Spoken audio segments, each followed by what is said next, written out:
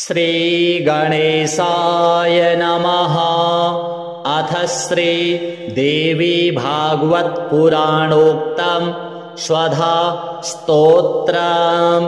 नारद उवाच स्वधा पूजा विधानं च ध्यानं स्तोत्रं महामुने।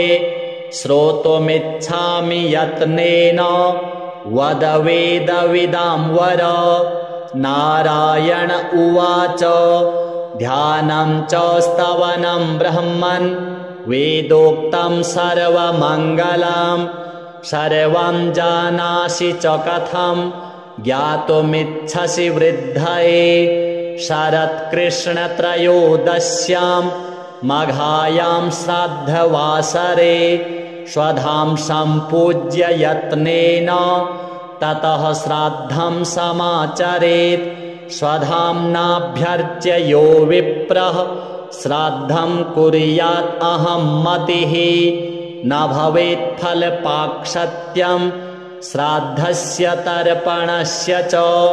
ब्रह्मणो मानसीं कन्यां शश्वत् सुस्थिरयौवनां पूज्या वै पितृदेवानां श्राद्धानां फलदां भजे।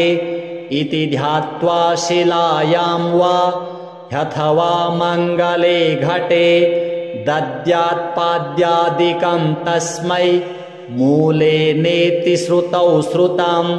ॐ ह्रीं श्रीं क्लीं स्वधा देव्यै स्वाहेति च महामुने।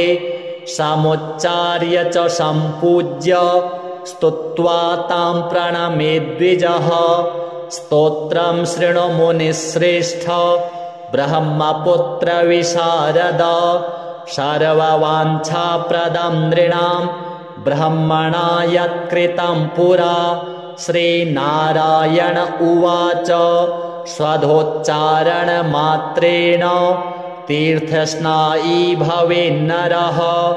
मुच्यते सर्वपापेभ्यो वाजपेयफलं लभेत्। स्वधा स्वधा स्वधेत्येवं यदि वारत्रयं स्मरेत् श्राद्धस्य फलमाप्नोति बलेश्च तर्पणस्य च।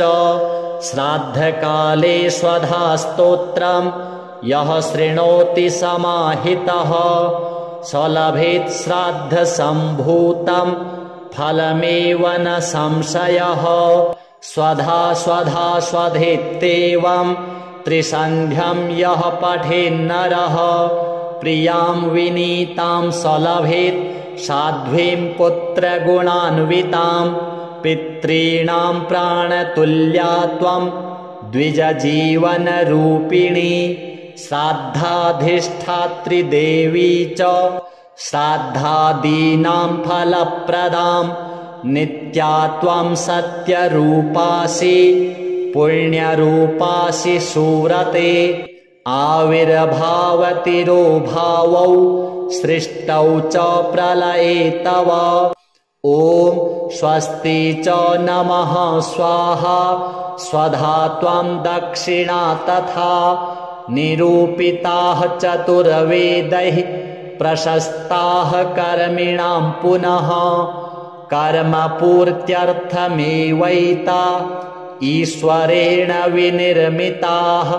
इत्येवमुक्त्वा स ब्रह्मा ब्रह्मलोके स्वसंसदि तस्थौ च सहसा सद्यः स्वधा साविर्बभूवः।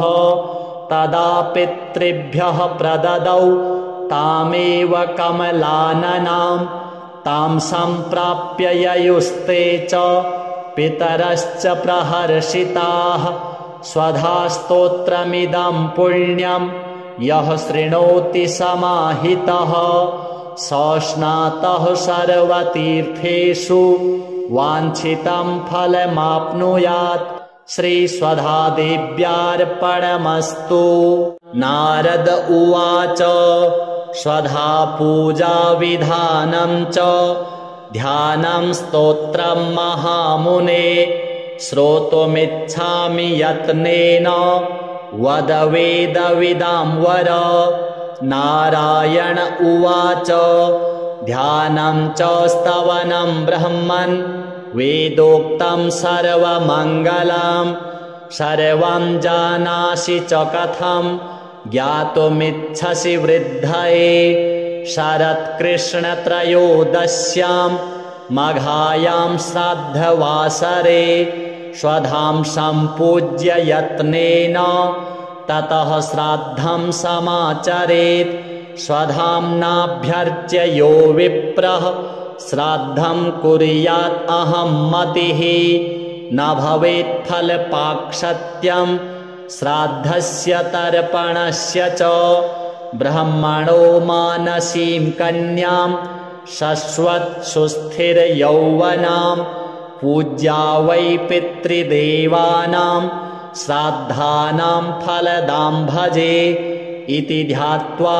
शिलायां वा अथवा मङ्गले घटे दद्यात्पाद्यादिकं तस्मै मूले नेति श्रुतौ श्रुतम् ॐ ह्रीं श्रीं क्लीं स्वधा देव्यै स्वाहेति च महामुने समुच्चार्य च सम्पूज्य स्तुत्वा तां प्रणमेद्विजः स्तोत्रं शृणु मुनिश्रेष्ठ ब्रह्मपुत्र विशारद सर्ववाञ्छाप्रदं नृणां ब्रह्मणा यत्कृतं पुरा श्रीनारायण उवाच स्वधोच्चारणमात्रेण तीर्थस्नायी भवेन्नरः मुच्यते सर्वपापेभ्यो वाजपेयफलं लभेत् स्वधा स्वधा स्वधेत्येवं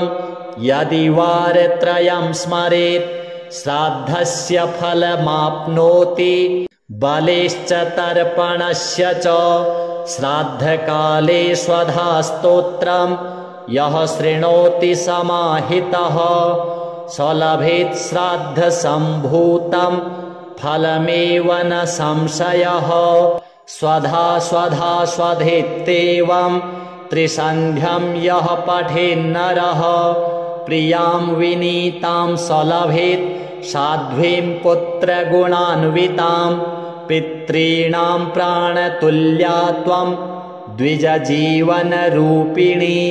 श्राद्धाधिष्ठात्री देवी च श्राद्धादीनां फलप्रदां नित्या त्वं सत्यरूपासि पुण्यरूपासि सुरते आविर्भावतिरोभावौ सृष्टौ च प्रलये तव ॐ स्वस्ति च नमः स्वाहा स्वधा त्वं दक्षिणा तथा निरूपिताः चतुर्वेदैः प्रशस्ताः कर्मिणां पुनः कर्मपूर्त्यर्थमेवैता ईश्वरेण विनिर्मिताः इत्येवमुक्त्वा स ब्रह्मा ब्रह्मलोके स्वसंसदि तस्थौ च सहसा सद्यः स्वधा साविर्बभूवः तदा पितृभ्यः प्रददौ तामेव कमलाननां तां सम्प्राप्य ययुस्ते च पितरश्च प्रहर्षिताः स्वधा स्तोत्रमिदं पुण्यं यः शृणोति समाहितः स स्नातः सर्वतीर्थेषु वाञ्छितं फलमाप्नुयात् श्रीस्वधादेव्यार्पणमस्तु।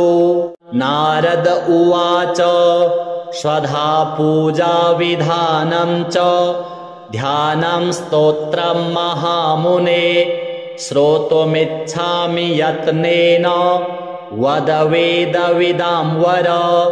नारायण उवाच ध्यानं च स्तवनं ब्रह्मन् वेदोक्तं सर्वमङ्गलं सर्वं जानासि च कथं ज्ञातुमिच्छसि वृद्धये शरत्कृष्णत्रयोदश्यां मघायां श्राद्धवासरे स्वधां सम्पूज्य यत्नेन ततः श्राद्धं समाचरेत् स्वधाम्नाभ्यर्च्य यो विप्रः श्राद्धं कुर्यात् अहं मतिः न भवेत् फलपाक्षत्यं श्राद्धस्य तर्पणस्य च ब्रह्मणो मानसीं कन्यां शश्वत्सुस्थिरयौवनां पूज्या वै पितृदेवानां श्राद्धानां फलदां भजे इति ध्यात्वा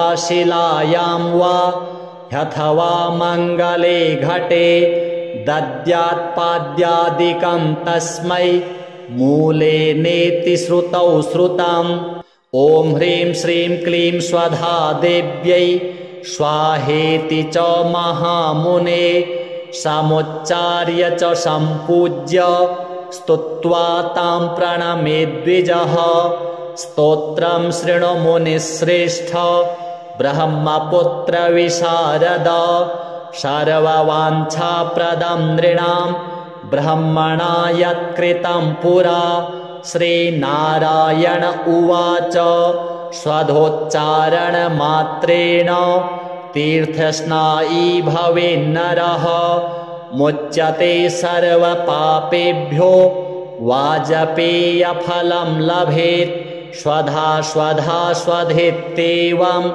यदि वारत्रयं स्मरेत् श्राद्धस्य फलमाप्नोति बलेश्च तर्पणस्य च श्राद्धकाले स्वधा स्तोत्रं यः शृणोति समाहितः स लभेत् श्राद्धसम्भूतं फलमेव न संशयः स्वधा स्वधा स्वधेत्येवं त्रिसन्ध्यं यः पठेन्नरः प्रियां विनीतां स लभेत् साध्वीं पुत्रगुणान्वितां पितॄणां प्राणतुल्या त्वं द्विजजीवनरूपिणी श्राद्धाधिष्ठात्री देवी च श्राद्धादीनां फलप्रदां नित्या त्वं सत्यरूपासि पुण्यरूपासि सुरते आविर्भावतिरोभावौ सृष्टौ च प्रलये तव ॐ स्वस्ति च नमः स्वाहा स्वधा त्वं दक्षिणा तथा निरूपिताः चतुर्वेदैः प्रशस्ताः कर्मिणां पुनः कर्मपूर्त्यर्थमेवैता ईश्वरेण विनिर्मिताः इत्येवमुक्त्वा स ब्रह्मा ब्रह्मलोके स्वसंसदि तस्थौ च सहसा सद्यः स्वधा साविर्बभूवः तदा पितृभ्यः प्रददौ तामेव कमलाननां तां सम्प्राप्य ययुस्ते च पितरश्च प्रहर्षिताः स्वधा स्तोत्रमिदं पुण्यं यः शृणोति समाहितः स स्नातः सर्वतीर्थेषु वाञ्छितं फलमाप्नुयात् श्रीस्वधादेव्यार्पणमस्तु। नारद उवाच स्वधा पूजा विधानं च ध्यानं स्तोत्रं महामुने श्रोतुमिच्छामि यत्नेन वद वेदविदां वर। नारायण उवाच ध्यानं च स्तवनं ब्रह्मन् वेदोक्तं सर्वमङ्गलं सर्वं जानासि च कथं ज्ञातुमिच्छसि वृद्धये। शरत्कृष्णत्रयोदश्यां मघायां श्राद्धवासरे स्वधां सम्पूज्य यत्नेन ततः श्राद्धं समाचरेत्। स्वधाम्नाभ्यर्च्य यो विप्रः श्राद्धं कुर्यात् अहं मतिः न भवेत् फलपाक्षत्यं श्राद्धस्य तर्पणस्य च ब्रह्मणो मानसीं कन्यां शश्वत्सुस्थिरयौवनां पूज्या वै पितृदेवानां श्राद्धानां फलदां भजे इति ध्यात्वा शिलायां वा ह्यथवा मङ्गले घटे दद्यात्पाद्यादिकं तस्मै मूले नेति श्रुतौ श्रुतम्। ॐ ह्रीं श्रीं क्लीं स्वधा देव्यै स्वाहेति च महामुने समुच्चार्य च सम्पूज्य स्तुत्वा तां प्रणमे द्विजः। स्तोत्रं शृणु मुनिश्रेष्ठ ब्रह्मपुत्र विशारद सर्ववाञ्छाप्रदं नृणां ब्रह्मणा यत्कृतं पुरा। श्रीनारायण उवाच स्वधोच्चारणमात्रेण तीर्थस्नायी भवेन्नरः मुच्यते सर्वपापेभ्यो वाजपेयफलं लभेत्। स्वधा स्वधा स्वधेत्येवं यदि वारत्रयं स्मरेत् श्राद्धस्य फलमाप्नोति बलेश्च तर्पणस्य च। श्राद्धकाले स्वधा स्तोत्रं यः शृणोति समाहितः स लभेत् श्राद्धसम्भूतं फलमेव न संशयः। स्वधा स्वधा स्वधेत्येवं त्रिसन्ध्यं यः पठेन्नरः प्रियां विनीतां स लभेत् साध्वीं पुत्रगुणान्वितां। पितॄणां प्राणतुल्या त्वं द्विजजीवनरूपिणी श्राद्धाधिष्ठात्री देवी च श्राद्धादीनां फलप्रदां। नित्या त्वं सत्यरूपासि पुण्यरूपासि सुरते आविर्भावतिरोभावौ सृष्टौ च प्रलये तव। ॐ स्वस्ति च नमः स्वाहा स्वधा त्वं दक्षिणा तथा निरूपिताः चतुर्वेदैः प्रशस्ताः कर्मिणां पुनः कर्मपूर्त्यर्थमेवैता ईश्वरेण विनिर्मिताः। इत्येवमुक्त्वा स ब्रह्मा ब्रह्मलोके स्वसंसदि तस्थौ च सहसा सद्यः स्वधा साविर्बभूवः। तदा पितृभ्यः प्रददौ तामेव कमलाननां तां सम्प्राप्य ययुस्ते च पितरश्च प्रहर्षिताः। स्वधा स्तोत्रमिदं पुण्यं यः शृणोति समाहितः स स्नातः सर्वतीर्थेषु वाञ्छितं फलमाप्नुयात्। श्रीस्वधादेव्यार्पणमस्तु। नारद उवाच स्वधा पूजा विधानं च ध्यानं स्तोत्रं महामुने श्रोतुमिच्छामि यत्नेन वद वेदविदां वर। नारायण उवाच ध्यानं च स्तवनं ब्रह्मन् वेदोक्तं सर्वमङ्गलं सर्वं जानासि च कथं ज्ञातुमिच्छसि वृद्धये। शरत्कृष्णत्रयोदश्यां मघायां श्राद्धवासरे स्वधां सम्पूज्य यत्नेन ततः श्राद्धं समाचरेत्। स्वधाम्नाभ्यर्च्य यो विप्रः श्राद्धं कुर्यात् अहं मतिः न भवेत् फलपाक्षत्यं श्राद्धस्य तर्पणस्य च।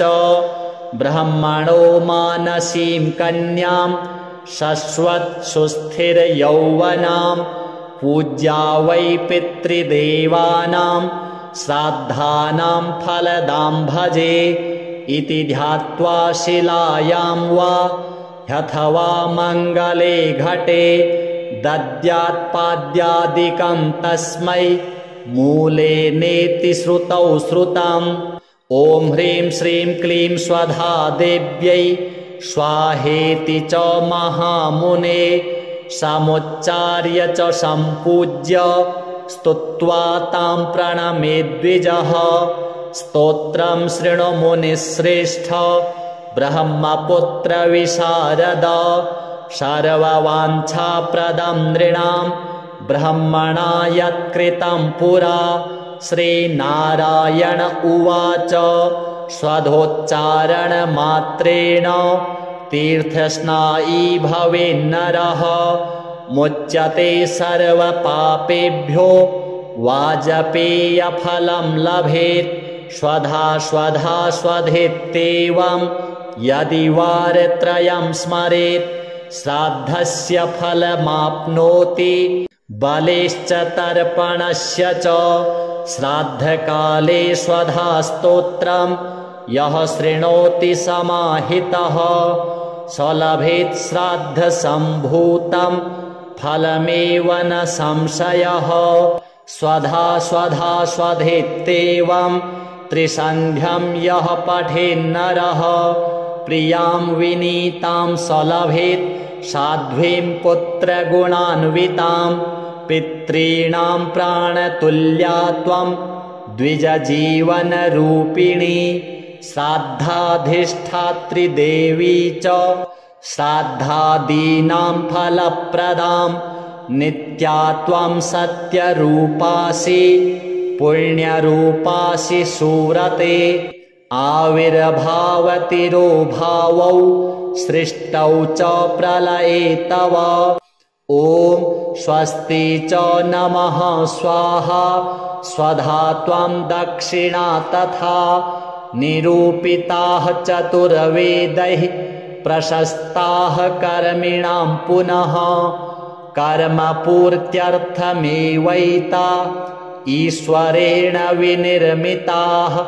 इत्येवमुक्त्वा स ब्रह्मा ब्रह्मलोके स्वसंसदि तस्थौ च सहसा सद्यः स्वधा साविर्बभूवः। तदा पितृभ्यः प्रददौ तामेव कमलाननां तां सम्प्राप्य ययुस्ते च पितरश्च प्रहर्षिताः। स्वधा स्तोत्रमिदं पुण्यं यः शृणोति समाहितः स स्नातः सर्वतीर्थेषु वाञ्छितं फलमाप्नुयात्। श्रीस्वधादेव्यार्पणमस्तु। नारद उवाच स्वधा पूजा विधानं च ध्यानं स्तोत्रं महामुने श्रोतुमिच्छामि यत्नेन वद वेदविदां वर। नारायण उवाच ध्यानं च स्तवनं ब्रह्मन् वेदोक्तं सर्वमङ्गलं सर्वं जानासि च कथं ज्ञातुमिच्छसि वृद्धये। शरत्कृष्णत्रयोदश्यां मघायां श्राद्धवासरे स्वधां सम्पूज्य यत्नेन ततः श्राद्धं समाचरेत्। स्वधाम्नाभ्यर्च्य यो विप्रः श्राद्धं कुर्यात् अहं मतिः न भवेत् फलपाक्षत्यं श्राद्धस्य तर्पणस्य च। ब्रह्मणो मानसीं कन्यां शश्वत् सुस्थिरयौवनां पूज्या वै पितृदेवानां श्राद्धानां फलदां भजे। इति ध्यात्वा शिलायां वा ह्यथवा मङ्गले घटे दद्यात्पाद्यादिकं तस्मै मूले नेति श्रुतौ श्रुतम्। ॐ ह्रीं श्रीं क्लीं स्वधा देव्यै स्वाहेति च महामुने समुच्चार्य च सम्पूज्य स्तुत्वा तां प्रणमेद्विजः। स्तोत्रं शृणु मुनिश्रेष्ठ ब्रह्मपुत्रविशारद सर्ववाञ्छाप्रदं नृणां ब्रह्मणा यत्कृतं पुरा। श्रीनारायण उवाच स्वधोच्चारणमात्रेण तीर्थस्नायी भवेन्नरः मुच्यते सर्वपापेभ्यो वाजपेयफलं लभेत्।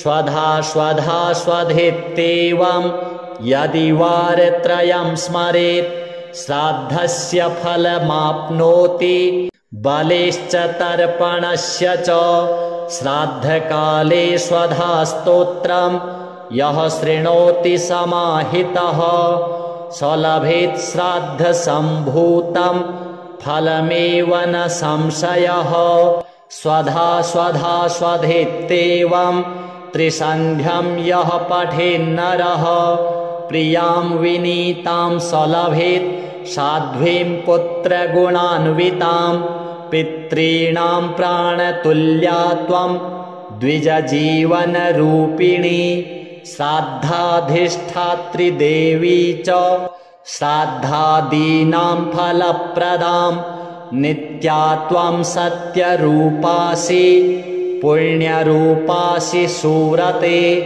आविर्भावतिरोभावौ सृष्टौ च प्रलये तव ॐ स्वस्ति च नमः स्वाहा स्वधा त्वं दक्षिणा तथा निरूपिताः चतुर्वेदैः प्रशस्ताः कर्मिणां पुनः कर्मपूर्त्यर्थमेवैता ईश्वरेण विनिर्मिताः इत्येवमुक्त्वा स ब्रह्मा ब्रह्मलोके स्वसंसदि तस्थौ च सहसा सद्यः स्वधा साविर्बभूवः तदा पितृभ्यः प्रददौ तामेव कमलाननां तां सम्प्राप्य ययुस्ते च पितरश्च प्रहर्षिताः स्वधा स्तोत्रमिदं पुण्यं यः शृणोति समाहितः स स्नातः सर्वतीर्थेषु वाञ्छितं फलमाप्नुयात् श्रीस्वधादेव्यार्पणमस्तु। नारद उवाच स्वधा पूजा विधानं च ध्यानं स्तोत्रं महामुने श्रोतुमिच्छामि यत्नेन वद वेदविदां वर। नारायण उवाच ध्यानं च स्तवनं ब्रह्मन् वेदोक्तं सर्वमङ्गलं सर्वं जानासि च कथं ज्ञातुमिच्छसि वृद्धये शरत्कृष्णत्रयोदश्यां मघायां श्राद्धवासरे स्वधां सम्पूज्य यत्नेन ततः श्राद्धं समाचरेत् स्वधाम्नाभ्यर्च्य यो विप्रः श्राद्धं कुर्यात् अहं मतिः न भवेत् फलपाक्षत्यं श्राद्धस्य तर्पणस्य च ब्रह्मणो मानसीं कन्यां शश्वत् सुस्थिरयौवनां पूज्या वै पितृदेवानां श्राद्धानां फलदां भजे इति ध्यात्वा शिलायां वा ह्यथवा मङ्गले घटे दद्यात्पाद्यादिकं तस्मै मूले नेति श्रुतौ श्रुतम्। ॐ ह्रीं श्रीं क्लीं स्वधा देव्यै स्वाहेति च महामुने समुच्चार्य च सम्पूज्य स्तुत्वा तां प्रणमेद्विजः। स्तोत्रं शृणु मुनिश्रेष्ठ ब्रह्मपुत्रविशारद सर्ववाञ्छाप्रदं नृणां ब्रह्मणा यत्कृतं पुरा। श्रीनारायण उवाच स्वधोच्चारणमात्रेण तीर्थस्नायी भवेन्नरः मुच्यते सर्वपापेभ्यो वाजपेयफलं लभेत् स्वधा स्वधा स्वधेत्येवं यदि वारत्रयं स्मरेत् श्राद्धस्य फलमाप्नोति बलेश्च तर्पणस्य च श्राद्धकाले स्वधा स्तोत्रं यः शृणोति समाहितः स लभेत् श्राद्धसम्भूतं फलमेव न संशयः स्वधा स्वधा स्वधेत्येवं त्रिसन्ध्यं यः पठेन्नरः प्रियां विनीतां सलभेत् साध्वीं पुत्रगुणान्वितां पितॄणां प्राणतुल्या त्वं द्विजजीवनरूपिणी श्राद्धाधिष्ठात्री देवी च श्राद्धादीनां फलप्रदां नित्या त्वं सत्यरूपासि पुण्यरूपासि सुरते आविर्भावतिरोभावौ सृष्टौ च प्रलये तव ॐ स्वस्ति च नमः स्वाहा स्वधा त्वं दक्षिणा तथा निरूपिताः चतुर्वेदैः प्रशस्ताः कर्मिणां पुनः कर्मपूर्त्यर्थमेवैता ईश्वरेण विनिर्मिताः इत्येवमुक्त्वा स ब्रह्मा ब्रह्मलोके स्वसंसदि तस्थौ च सहसा सद्यः स्वधासाविर्बभूवः तदा पितृभ्यः प्रददौ तामेव कमलाननां तां सम्प्राप्य ययुस्ते च पितरश्च प्रहर्षिताः स्वधास्तोत्रमिदं पुण्यं यः शृणोति समाहितः सस्नातः सर्वतीर्थेषु वाञ्छितं फलमाप्नुयात् श्रीस्वधादेव्यार्पणमस्तु। नारद उवाच स्वधा पूजा विधानं च ध्यानं स्तोत्रं महामुने श्रोतुमिच्छामि यत्नेन वद वेदविदां वर। नारायण उवाच ध्यानं च स्तवनं ब्रह्मन् वेदोक्तं सर्वमङ्गलं सर्वं जानासि च कथं ज्ञातुमिच्छसि वृद्धये शरत्कृष्णत्रयोदश्यां मघायां श्राद्धवासरे स्वधां सम्पूज्य यत्नेन ततः श्राद्धं समाचरेत् स्वधाम्नाभ्यर्च्य यो विप्रः श्राद्धं कुर्यात् अहं मतिः न भवेत् फलपाक्षत्यं श्राद्धस्य तर्पणस्य च ब्रह्मणो मानसीं कन्यां शश्वत् सुस्थिरयौवनां पूज्या वै पितृदेवानां श्राद्धानां फलदां भजे इति ध्यात्वा शिलायां वा अथवा मङ्गले घटे दद्यात्पाद्यादिकं तस्मै मूले नेति श्रुतौ श्रुतम्। ॐ ह्रीं श्रीं क्लीं स्वधा देव्यै स्वाहेति च महामुने समुच्चार्य च सम्पूज्य स्तुत्वा तां प्रणमेद्विजः। स्तोत्रं शृणु मुनिश्रेष्ठ ब्रह्मपुत्र विशारद सर्ववाञ्छाप्रदं नृणां ब्रह्मणा यत्कृतं पुरा। श्रीनारायण उवाच स्वधोच्चारणमात्रेण तीर्थस्नायी भवेन्नरः मुच्यते सर्वपापेभ्यो वाजपेयफलं लभेत्। स्वधा स्वधा स्वधेत्येवं यदि वारत्रयं स्मरेत् श्राद्धस्य फलमाप्नोति बलेश्च तर्पणस्य च। श्राद्धकाले स्वधा स्तोत्रं यः शृणोति समाहितः सलभेत् श्राद्धसम्भूतं फलमेव न संशयः। स्वधा स्वधा स्वधेत्येवं त्रिसन्ध्यं यः पठेन्नरः प्रियां विनीतां सलभेत् साध्वीं पुत्रगुणान्वितां पितॄणां प्राणतुल्या त्वं द्विजजीवनरूपिणी श्राद्धाधिष्ठात्री देवी च श्राद्धादीनां फलप्रदां नित्या त्वं सत्यरूपासि पुण्यरूपासि सुरते आविर्भावतिरोभावौ सृष्टौ च प्रलये तव।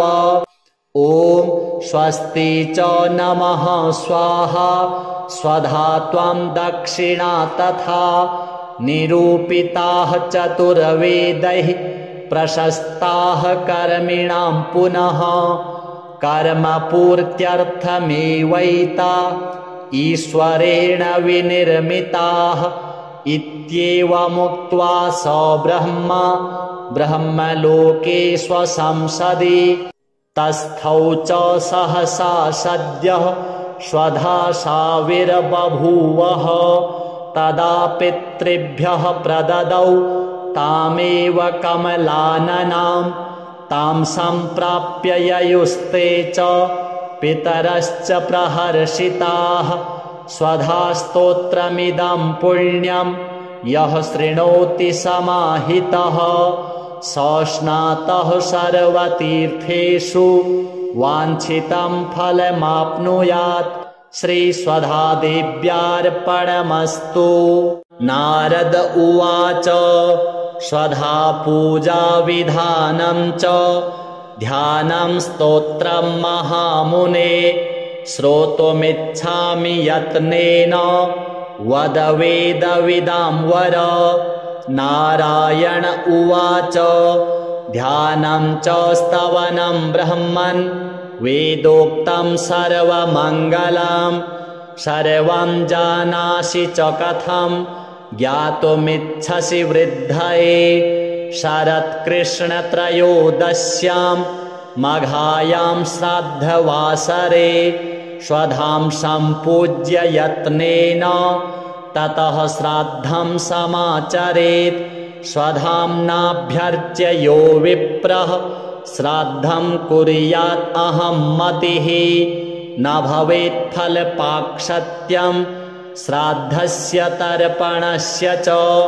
ब्रह्मणो मानसीं कन्यां शश्वत् सुस्थिरयौवनां पूज्या वै पितृदेवानां श्राद्धानां फलदां भजे इति ध्यात्वा शिलायां वा अथवा मङ्गले घटे दद्यात्पाद्यादिकं तस्मै मूले नेति श्रुतौ श्रुतम्।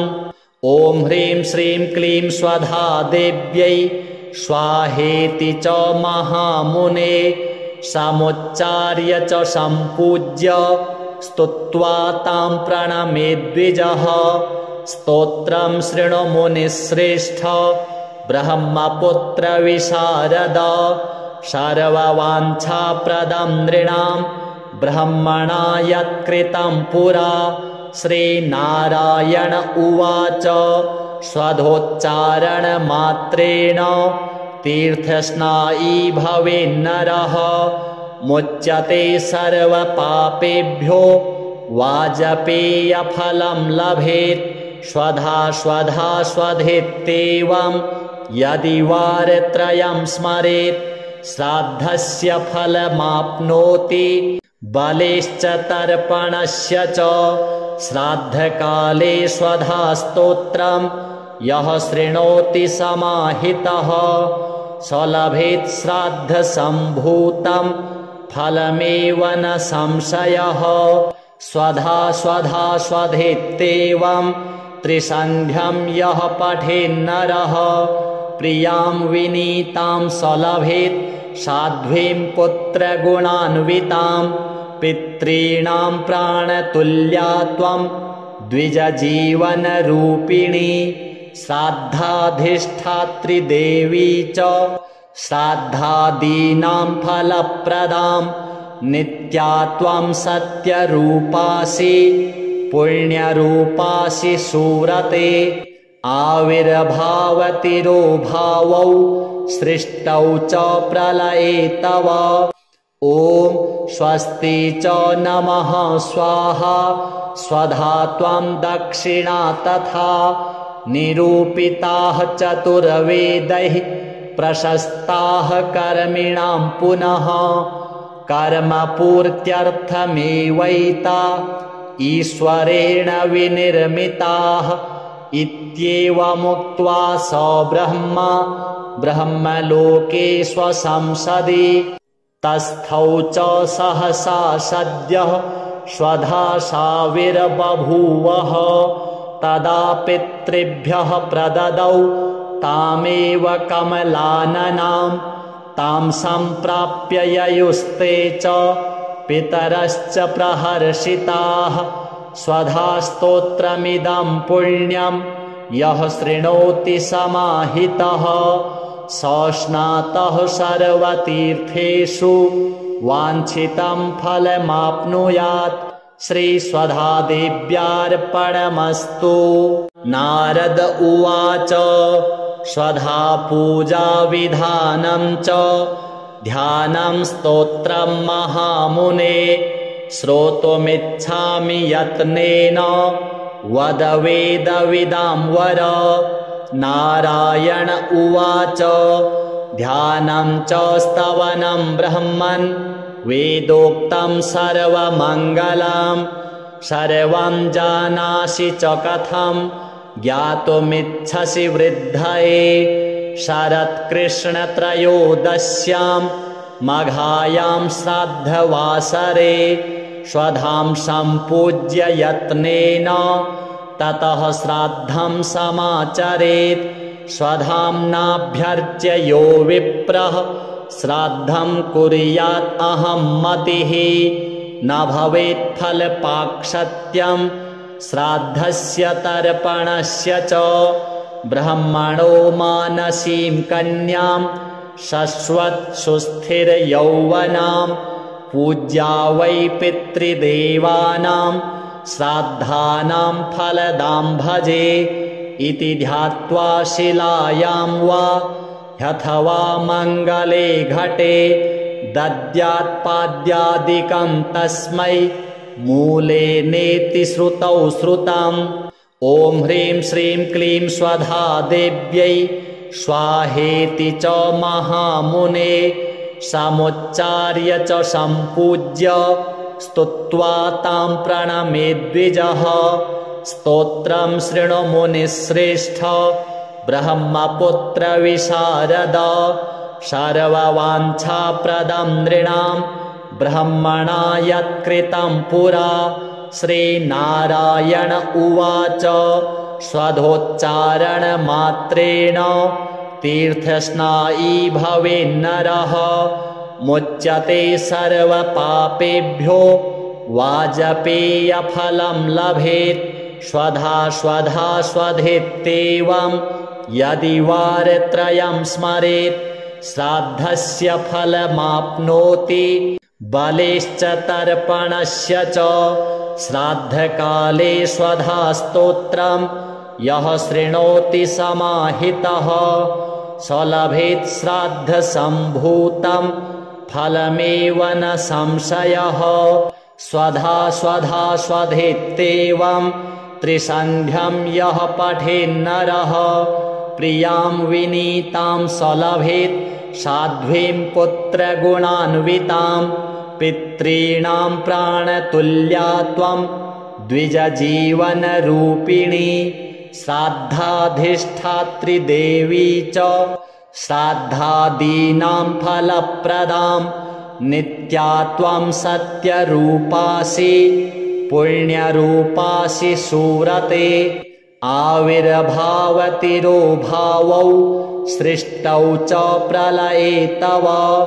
ॐ स्वस्ति च नमः स्वाहा स्वधा त्वं दक्षिणा तथा निरूपिताः चतुर्वेदैः प्रशस्ताः कर्मिणां पुनः कर्मपूर्त्यर्थमेवैता ईश्वरेण विनिर्मिताः। इत्येवमुक्त्वा स ब्रह्मा ब्रह्मलोके स्वसंसदि तस्थौ च सहसा सद्यः स्वधासाविर्बभूवः तदा पितृभ्यः प्रददौ तामेव कमलाननां तां सम्प्राप्य ययुस्ते च पितरश्च प्रहर्षिताः। स्वधास्तोत्रमिदं पुण्यं यः शृणोति समाहितः सस्नातः सर्वतीर्थेषु वाञ्छितं फलमाप्नुयात्। श्रीस्वधादेव्यार्पणमस्तु। नारद उवाच स्वधा पूजा विधानं च ध्यानं स्तोत्रं महामुने श्रोतुमिच्छामि यत्नेन वद वेदविदां वर। नारायण उवाच ध्यानं च स्तवनं ब्रह्मन् वेदोक्तं सर्वमङ्गलं सर्वं जानासि च कथं ज्ञातुमिच्छसि वृद्धये। शरत्कृष्णत्रयोदश्यां मघायां श्राद्धवासरे स्वधां सम्पूज्य यत्नेन ततः श्राद्धं समाचरेत्। स्वधाम्नाभ्यर्च्य यो विप्रः श्राद्धं कुर्यात् अहं मतिः। न भवेत् फलपाक्षत्यं श्राद्धस्य तर्पणस्य च।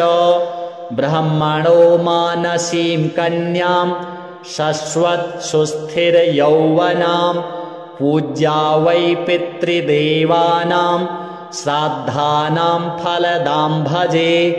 इति ध्यात्वा शिलायां वा अथवा मङ्गले घटे दद्यात्पाद्यादिकं तस्मै मूले नेति श्रुतौ श्रुतम्। ॐ ह्रीं श्रीं क्लीं स्वधा देव्यै स्वाहेति च महामुने समुच्चार्य च सम्पूज्य स्तुत्वा तां प्रणमेद्विजः। स्तोत्रं शृणु मुनिश्रेष्ठ ब्रह्मपुत्र विशारद। सर्ववाञ्छाप्रदं नृणां ब्रह्मणा यत्कृतं पुरा। श्रीनारायण उवाच स्वधोच्चारणमात्रेण तीर्थस्नायी भवेन्नरः मुच्यते सर्वपापेभ्यो वाजपेयफलं लभेत्। स्वधा स्वधा स्वधेत्येवं यदि वारत्रयं स्मरेत् श्राद्धस्य फलमाप्नोति बलेश्च तर्पणस्य च। श्राद्धकाले स्वधा स्तोत्रं यः शृणोति समाहितः स लभेत् श्राद्धसम्भूतं फलमेव न संशयः। स्वधा स्वधा स्वधेत्येवं त्रिसन्ध्यं यः पठेन्नरः प्रियां विनीतां स लभेत् साध्वीं पुत्रगुणान्वितां। पितॄणां प्राणतुल्या त्वं द्विजजीवनरूपिणी श्राद्धाधिष्ठात्री देवी च श्राद्धादीनां फलप्रदां। नित्या त्वं सत्यरूपासि पुण्यरूपासि सूरते। आविर्भावतिरोभावौ सृष्टौ च प्रलये तव। ॐ स्वस्ति च नमः स्वाहा स्वधा त्वं दक्षिणा तथा निरूपिताः चतुर्वेदैः प्रशस्ताः कर्मिणां पुनः। कर्मपूर्त्यर्थमेवैता ईश्वरेण विनिर्मिताः। इत्येवमुक्त्वा स ब्रह्मा ब्रह्मलोके स्वसंसदि तस्थौ च सहसा सद्यः स्वधासाविर्बभूवः। तदा पितृभ्यः प्रददौ तामेव कमलाननां तां सम्प्राप्य ययुस्ते च पितरश्च प्रहर्षिताः। स्वधा स्तोत्रमिदं पुण्यं यः शृणोति समाहितः सस्नातः सर्वतीर्थेषु वाञ्छितं फलमाप्नुयात्। श्रीस्वधादेव्यार्पणमस्तु।